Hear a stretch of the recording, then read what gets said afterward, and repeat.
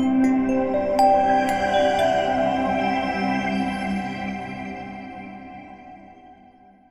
ASHIE NORRIS. I work for MOE Genetics.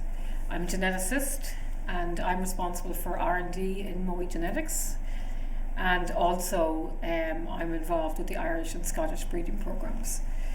So MOE Genetics is part of MOE ASA, or MOE Limited, and we are the largest salmon producer in the world. We produce approximately 20% of all farmed salmon. We're located in 6 different farming regions of the world, and in 5 of those we have, actually it's 7 different farming regions, and in 5 of those we have our own breeding programs.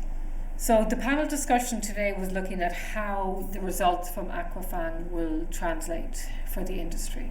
So currently the salmon industry, I think we could say comfortably that all salmon in the aquaculture industry now are being bred using modern genomic tools, or at least close to 90% are.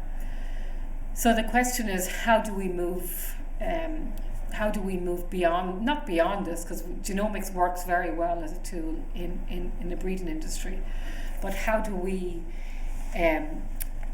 make our genomic selection programs more accurate?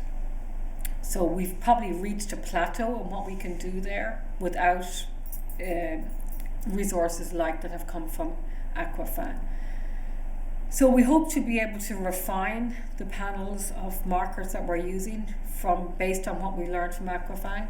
So more functional markers, which will increase the accuracy, even if it's only by a few percent. That can have a very big difference, and that wouldn't actually impact in how we run our programs as well. We would just be using different markers in our panels.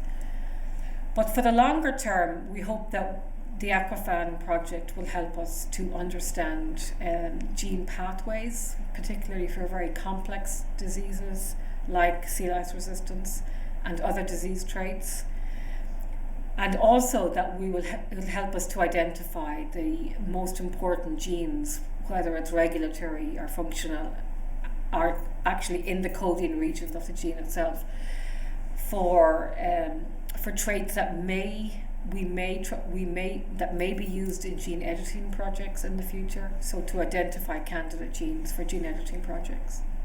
I would hope that we will see more calls in the area of disease resistance and robustness, particularly given the change in environment that our fish are experiencing, and likewise to study the health and behaviour of fish in land-based systems, because more and more fish production, salmon production, is moving to land-based, and we know that fish do behave differently and experience, for example, stress differently in those 2 environments. So I think that is where the emphasis needs to continue to be. How are the fish doing, and how can we make those fish healthier using genomics?